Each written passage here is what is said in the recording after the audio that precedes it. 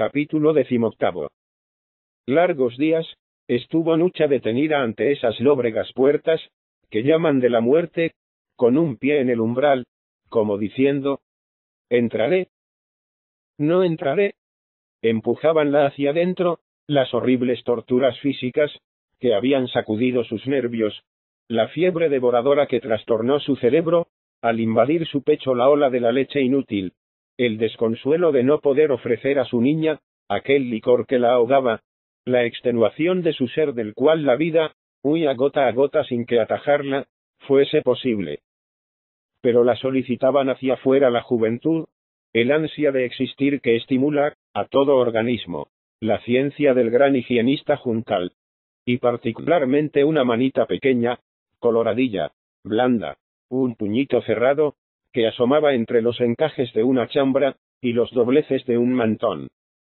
El primer día que Julián pudo ver a la enferma, no hacía muchos que se levantaba, para tenderse, envuelta en mantas y abrigos, sobre vetusto y ancho canapé.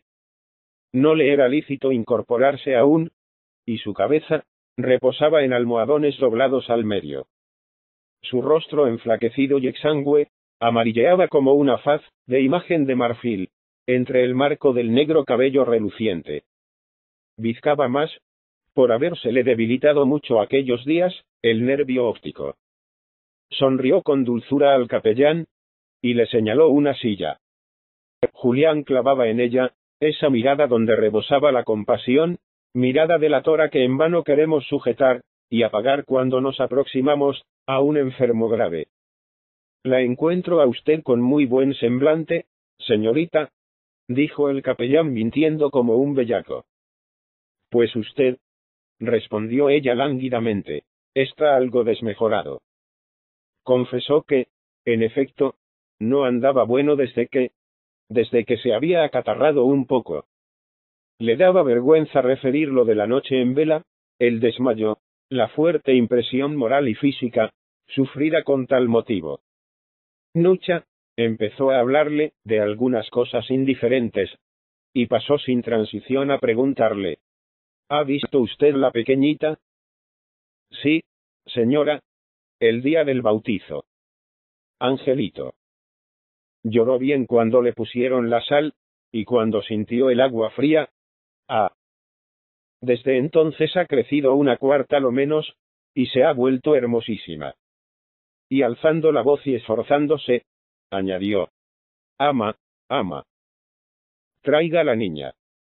Oyéronse pasos como de estatua colosal que anda, y entró la mocetona color de tierra, muy oronda con su vestido nuevo, de merino azul ribeteado, de negro terciopelo de tira, con el cual se asemejaba a la gigantona tradicional de la Catedral de Santiago, llamada la Coca. A manera de pajarito posado en grueso tronco, venía la inocente criatura recostada en el magno seno que la nutría. Estaba dormida, y tenía la calma, el dulce e insensible respirar que hace sagrado el sueño de los niños. Julián no se cansaba de mirarla así.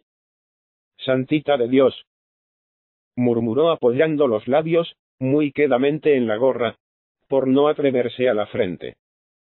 «Cójala usted, Julián, ya verá lo que pesa». «Ama, dele la niña». No pesaba más que un ramo de flores, pero el capellán juró y perjuró que parecía hecha de plomo. Aguardaba el ama en pie, y él se había sentado con la chiquilla en brazos. «Déjemela un poquito», suplicó. «Ahora, mientras duerme, no despertará de seguro en mucho tiempo. Ya la llamaré cuando haga falta. Ama, váyase». La conversación giró sobre un tema muy socorrido, y muy del gusto de Nucha.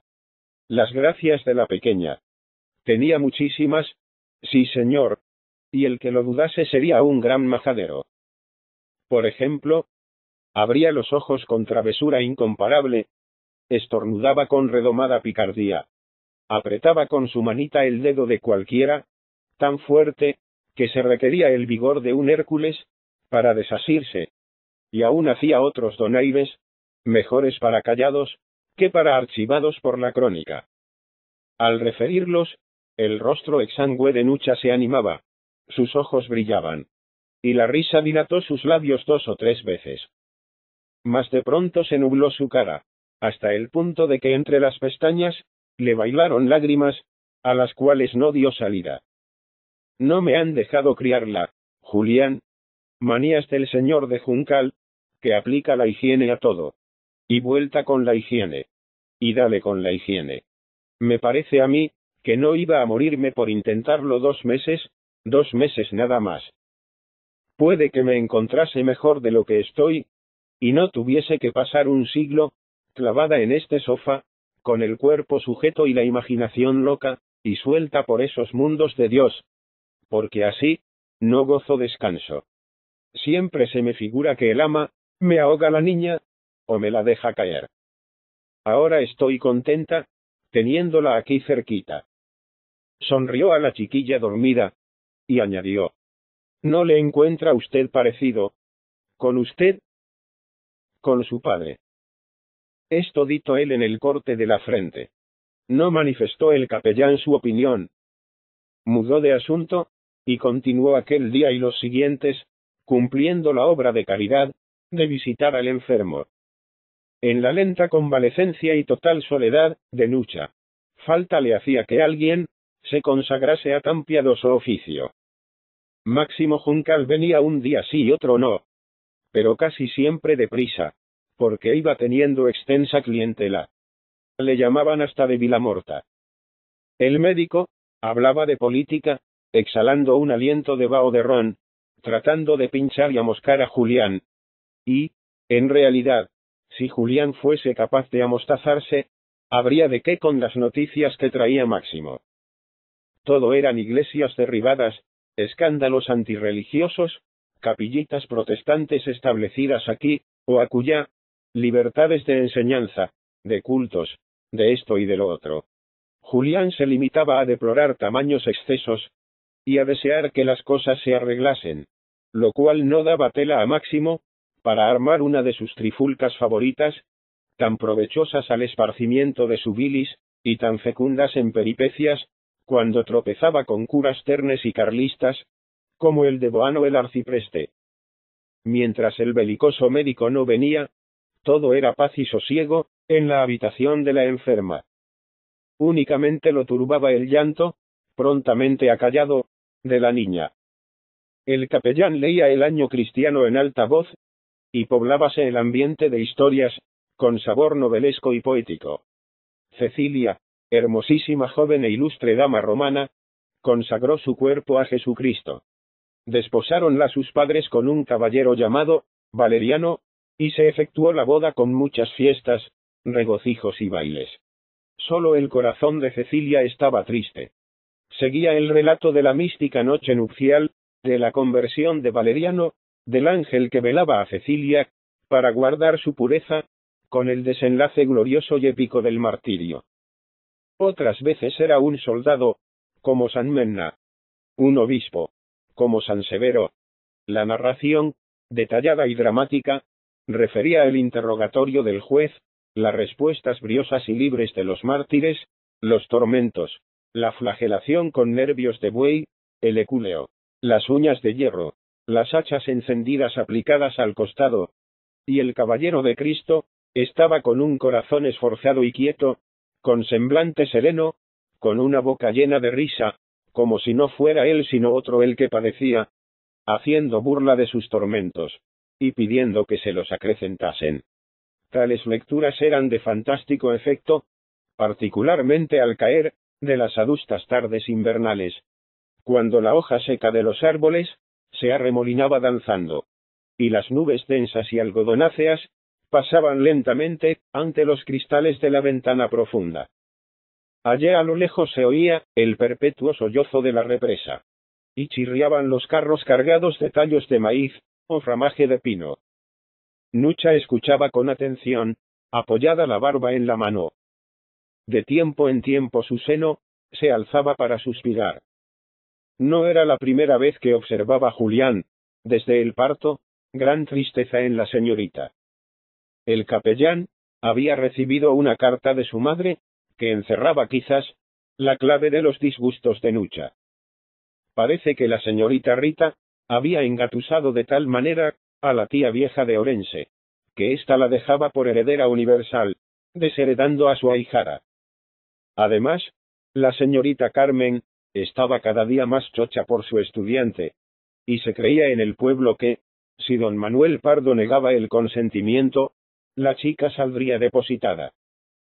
También pasaban cosas terribles con la señorita Manolita.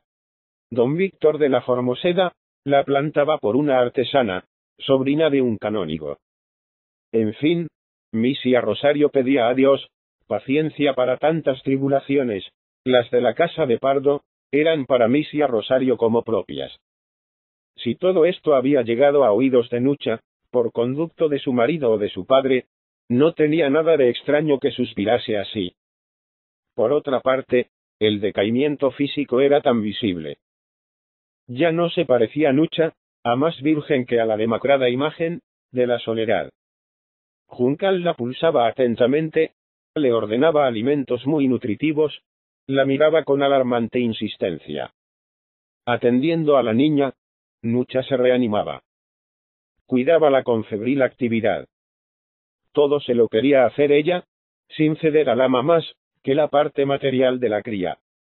El ama, decía ella, era un tonel lleno de leche que estaba allí, para aplicarle la espita cuando fuese necesario, y soltar el chorro. Ni más ni menos. La comparación del tonel es exactísima. El ama tenía hechura, color e inteligencia de tonel. Poseía también, como los toneles, un vientre magno. Daba gozo verla comer, mejor dicho, engullir. En la cocina, Sabel se entretenía en llenarle el plato o la taza, a reverter, en ponerle delante medio pan, cebándola igual que a los pavos. Con semejante mostrenco Sabel se la echaba de principesa, modelo de delicados gustos y selectas aficiones. Como todo es relativo en el mundo, para la gente de Escalera, abajo de la casa solariega el ama representaba un salvaje muy gracioso y ridículo, y se reían tanto más con sus patochadas cuanto más fácilmente podían incurrir ellos en otras mayores. Realmente era el ama objeto curioso, no solo para los payos, sino por distintas razones, para un etnógrafo investigador. Máximo Juncal refirió a Julián pormenores interesantes. En el valle donde se asienta la parroquia de que el ama procedía, valle situado en los últimos confines de Galicia, lindando con Portugal, las mujeres se distinguen por sus condiciones físicas y modo de vivir. Son una especie de amazonas, resto de las guerreras galaicas, de que hablan los geógrafos latinos, que si hoy no pueden hacer la guerra, sino a sus maridos, destripan terrones con la misma furia que antes combatían. Andan medio en cueros, luciendo sus fornidas y recias carnazas. Aran, cavan, siegan, cargan carros de rama y esquilmo, soportan en sus hombros de cariátide enormes pesos, y viven, ya que no sin obra, por lo menos sin auxilio de varón, pues los del valle suelen emigrar a Lisboa, en busca de colocaciones desde los 14 años, volviendo solo al país un par de meses, para casarse y propagar la raza, y huyendo apenas cumplido su oficio de machos de colmena. A veces, en Portugal, reciben nuevas de infidelidades conyugales, y, pasando la frontera una noche, acuchillan a los amantes dormidos. Este fue el crimen del tuerto protegido por Barbacana, cuya historia había contado también Juncal. No obstante, las hembras de Castrodorna suelen ser tan honestas como selváticas. El ama no desmentía su raza, por la anchura desmesurada de las caderas y redondez de los rudos miembros. Costó un triunfo a Nucha vestirla racionalmente, y hacerle trocar la corta saya de bayeta verde, que no le cubría la desnuda pantorrilla, por otra más cumplida y decorosa, consintiéndole únicamente el justillo, prenda clásica de ama de cría, que deja rebosar la repleta subres, y los característicos pendientes, de enorme argolla, el torqui romano conservado desde tiempo inmemorial, en el valle. Fue una lid obligarle a poner los zapatos, a diario, porque todas sus congéneres lo reservan para las fiestas repicadas. Fue una penitencia enseñarle el nombre y uso de cada objeto, aun de los más sencillos y corrientes. Fue pensar en lo excusado convencerla de que la niña que criaba era un ser delicado y frágil, que no se podía traer, mal envuelto en retales de bayeta grana, dentro de una banasta mullida de helechos, y dejarse a la sombra de un roble, a merced del viento, del sol y de la lluvia, como los recién nacidos del valle de Castrodorna. Y Máximo Juncal, que aunque gran apologista de los artificios higiénicos, lo era también de las milagrosas virtudes de la naturaleza, hallaba alguna dificultad en conciliar ambos extremos, y salía del paso, apelando a su lectura más reciente, El origen de las especies, por Darwin, y aplicando ciertas leyes de adaptación al medio, herencia, etc., que le permitían afirmar que el método del ama, si no hacía reventar como un triquitraque a la criatura, la fortalecería admirablemente. Por si acaso, Nucha no se atrevió a intentar la prueba, y dedicóse a cuidar en persona su tesoro, llevando la existencia atareada y minuciosa de las madres, en la cual es un acontecimiento que estén ahumadas las sopas, y un fracaso que se apague el brasero. Ella lavaba a su hijita, la vestía, la fajaba, la velaba dormida y la entretenía despierta. La vida corría monótona, ocupadísima, sin embargo. El bueno de Julián, testigo de estas faenas, iba enterándose poco a poco de los para él arcanos misteriosos del aseo, y tocado de una criatura, llegando a familiarizarse con los múltiples objetos que componen el complicado ajuar de los recienes. Gorras, ombligueros, culeros, pañales, fajas, microscópicos zapatos de crochet, capillos y baberos. Tales prendas, blanquísimas, adornadas con bordados y encajes, zahumadas con espliego, templaditas al sano calor de la camilla, calor doméstico si los hay, las tenía el capellán muchas veces en el regazo, mientras la madre, con la niña tendida boca abajo, sobre su delantal de hule, pasaba y repasaba la esponja por las carnes de tafetán, escocidas, y medio desolladas por la excesiva finura de su tierna epidermis, la rociaba con refrescantes polvos de almidón y, apretando las nalgas con los dedos, para que hiciesen hoyos, se las mostraba a Julián exclamando con júbilo: «Mire usted qué monada, qué llenita se va poniendo». En materia de desnudeces infantiles, Julián no era voto, pues sólo conocía las de los angelotes, de los retablos, pero cavilaba para sus adentros que, a pesar de haber el pecado original corrompido, toda carne, aquella que le estaban enseñando, era la cosa más pura y santa del mundo. Un lirio, una azucena de candor. La cabezuela blanda, cubierta de la núgine rubia y suave, por cima de las costras de la leche, tenía el olor especial que se nota en los nidos de paloma, donde hay pichones implumes todavía, y las manitas, cuyo pellejo rellenaba ya suave grasa, y cuyos dedos se redondeaban como los del niño Dios, cuando bendice.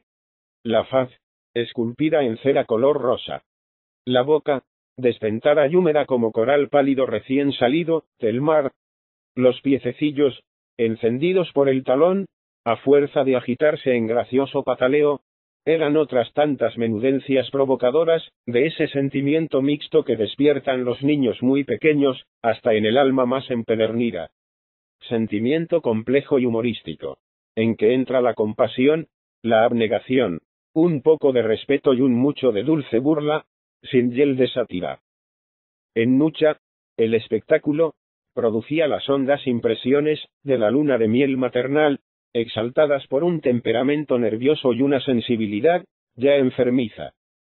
A aquel bollo blando, que aún parecía conservar la inconsistencia del gelatinoso protoplasma, que aún no tenía conciencia de sí propio, ni vivía más que para la sensación, la madre le atribuía sentido y presciencia, le insuflaba en locos besos su alma propia, y, en su concepto, la chiquilla lo entendía todo y sabía, y ejecutaba mil cosas oportunísimas, y hasta se mofaba discretamente a su manera, de los dichos y hechos del ama.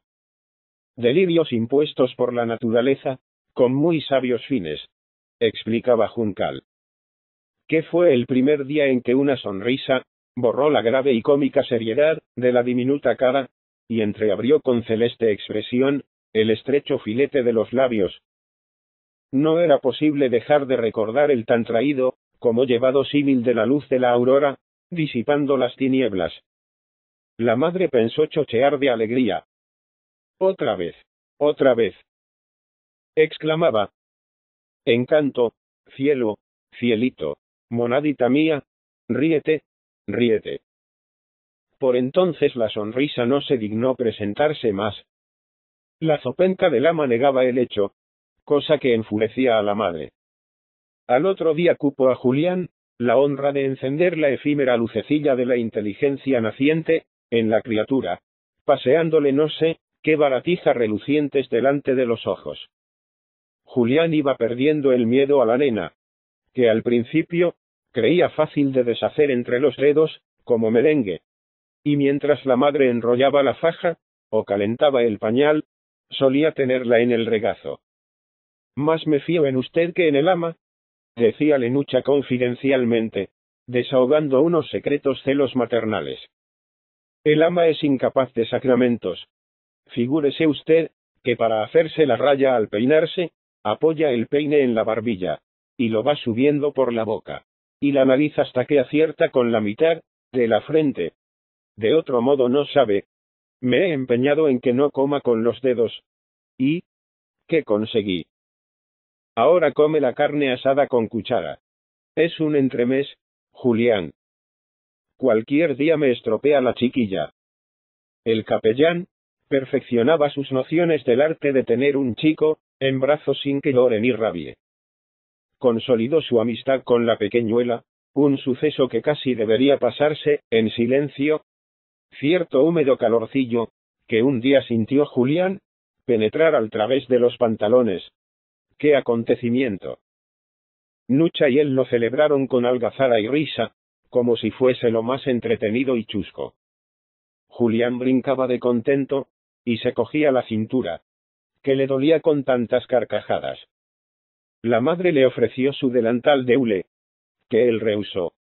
Ya tenía un pantalón viejo, destinado a perecer en la demanda, y por nada del mundo renunciaría a sentir aquella onda tibia.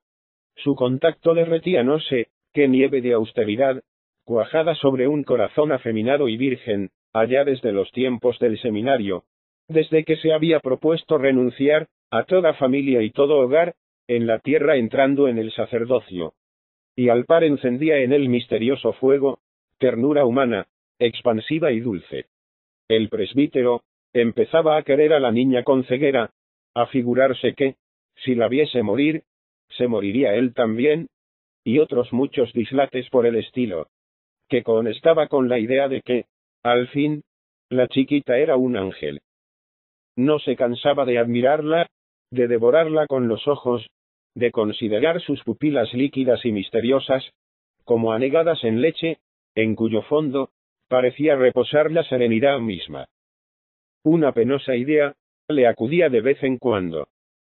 Acordábase de que había soñado con instituir, en aquella casa, el matrimonio cristiano, cortado por el patrón de la Sacra Familia. Pues bien, el santo grupo estaba disuelto. Allí faltaba San José, o lo sustituía un clérigo, que era peor. No se veía al marqués casi nunca. Desde el nacimiento de la niña, en vez de mostrarse más casero y sociable, volvía a las andadas, a su vida de cacerías, de excursiones a casa de los abades e hidalgos, que poseían buenos perros y gustaban del monte, a los cazaderos lejanos. Pasábase a veces una semana fuera de los pazos de Ulloa. Su hablar era más áspero, su genio, más egoísta e impaciente, sus deseos y órdenes se expresaban en forma más dura. Y aún notaba Julián más alarmantes indicios. Le inquietaba ver que Sabel recibía otra vez su antigua corte de sultana favorita, y que la sabia y su progenie, con todas las parleras comadres y astrosos mendigos de la parroquia, pululaban allí, huyendo a escape cuando él se acercaba, llevando en el seno, o bajo el mandil bultos sospechosos. Perucho ya no se ocultaba, antes se le encontraba por todas partes, enredado en los pies. Y, en suma, las cosas iban tornando al ser y estado que tuvieron antes. Trataba el bueno del capellán de comulgarse así, propio con ruedas de molino, diciéndose que aquello no significaba nada. Pero la maldita casualidad se empeñó en abrirle los ojos cuando no quisiera. Una mañana, que madrugó más de lo acostumbrado, para decir su misa, resolvió advertir a Sabel que le tuviese dispuesto el chocolate, dentro de media hora. Inútilmente llamó a su cuarto, situado cerca de la torre en que Julián dormía. Bajó con esperanzas de encontrarla en la cocina, y al pasar ante la puerta del gran despacho próximo al archivo, donde se había instalado don Pedro, desde el nacimiento de su hija, vio salir de allí a la moza, en descuidado traje y soñolienta. Las reglas psicológicas aplicables a las conciencias culpadas exigían que Sabel se turbase. Quien se turbó fue Julián. No solo se turbó, pero subió de nuevo a su dormitorio, notando una sensación extraña, como si le hubiesen descargado un fuerte golpe en las piernas, quebrándoselas. Al entrar en su habitación, pensaba esto algo análogo. Vamos a ver, ¿quién es el guapo que dice misa hoy?